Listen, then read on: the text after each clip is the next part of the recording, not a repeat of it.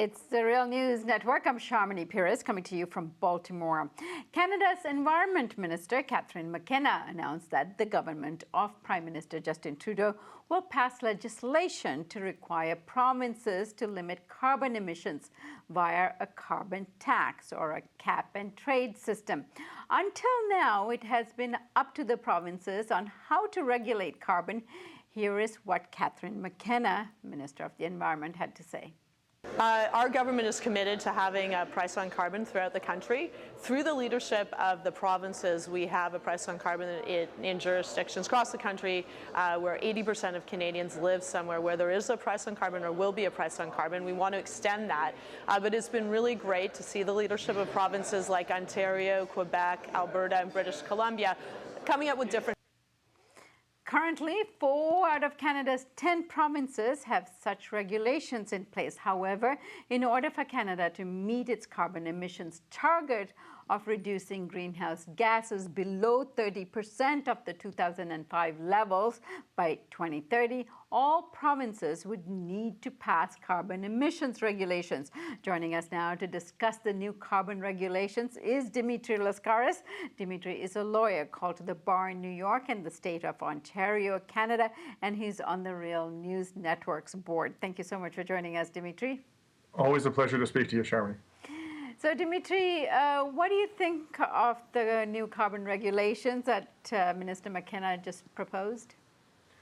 Well, this announcement, let's be clear, she hasn't actually proposed regulations. She has stated a commitment to impose some kind of a carbon price across the country.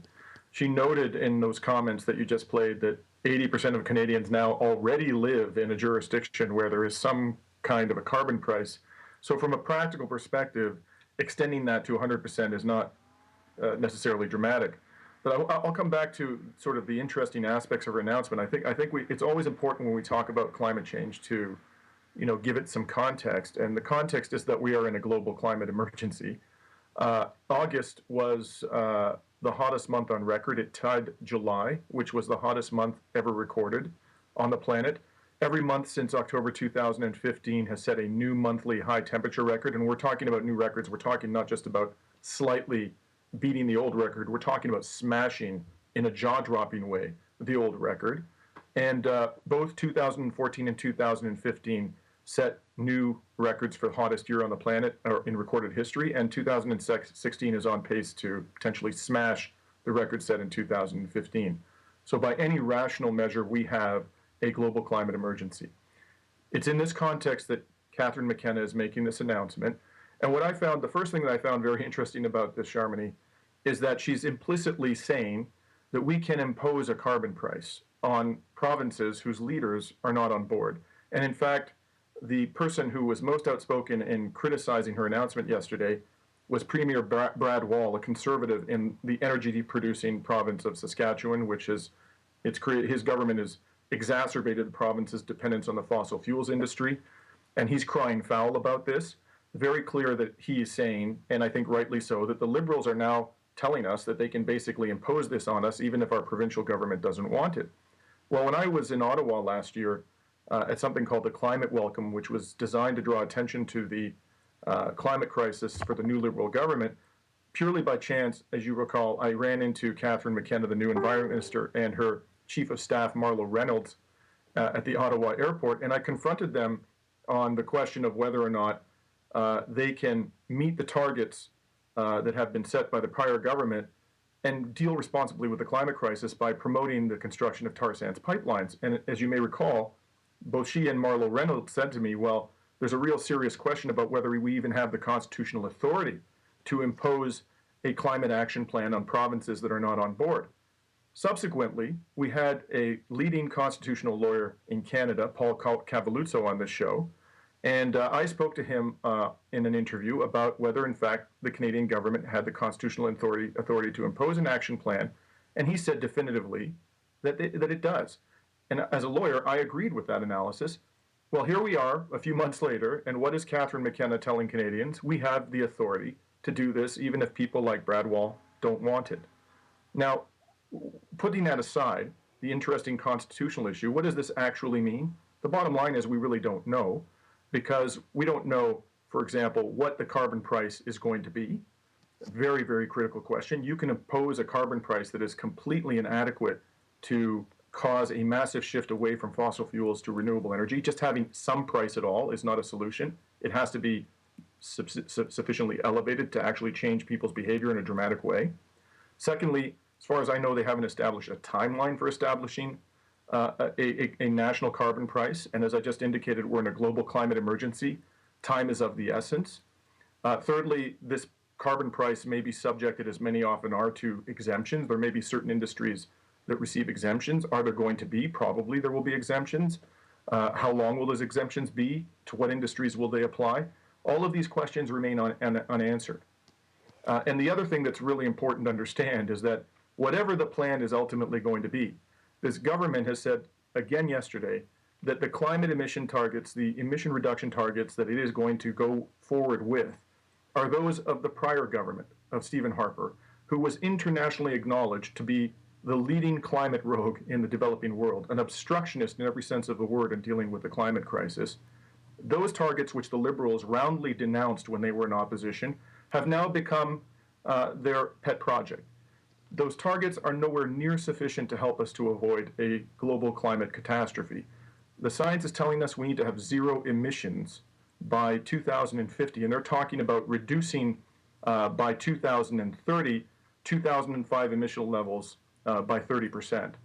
It's just not adequate enough. And when one considers that the prior Liberal governments, under Jean Chrétien and then Paul Martin, that under those governments, carbon emissions in this country rose relentlessly, one has good reason to doubt that this government is actually truly committed to implementing even those very weak emission reduction targets. It's very hard to believe that they are committed, not just because on the basis of prior Liberal history, but also because at the same time as they're saying this out of one side of their mouths, they're talking about promoting the construction of tar sands pipelines, even though the science is telling us we have to leave the vast majority of that oil in the ground. They are continuing to pay fossil fuel subsidies in excess of $1 billion a year, even though they committed during the election that they would bring those to an end. And in fact, Desmog Canada, a great environmental website, came out with an analysis, or talked about an analysis that was generated by some experts recently, which showed that in fact across the country at both the federal and provincial level, fossil fuel subsidies are in excess of $3 billion. $3 billion, for example, and when one considers the profitability of the oil industry, Imperial Oil made in excess, I think, of $1 billion in 2015, for example, and the climate emergency that we now confront. The notion that we are taking taxpayer money and transferring it in these circumstances to these extraordinarily wealthy oil companies is an obscenity. It's an absolute obscenity.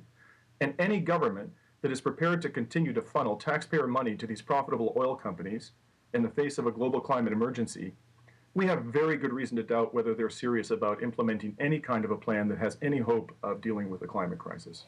And Dimitri, at the bare minimum, does this even get at the standards that they have to achieve by way of the Paris Climate Agreement? Not at all. No, not remotely.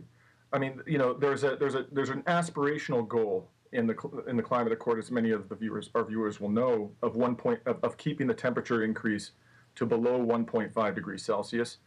The firmer cap, although it's not strictly speaking legally binding, is 2 degrees Celsius. And there is general consensus in the scientific community that at 2 degrees Celsius, we are going to have a catastrophic situation globally. At 1.5 degrees Celsius, it's a very severe situation, but it's not going to be a generalized catastrophe. It's going to be focused on low-lying nations, island nations in particular, low-lying coastal regions, and so forth. So these are very important targets.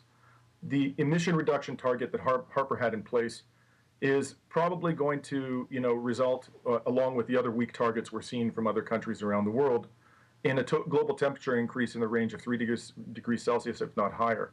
There's a real question about whether at that level of a temperature increase, we can even preserve civilization as we know it. So even if they achieve this target, it is flatly incompatible with the commitments that they have made under the Paris Climate Accord.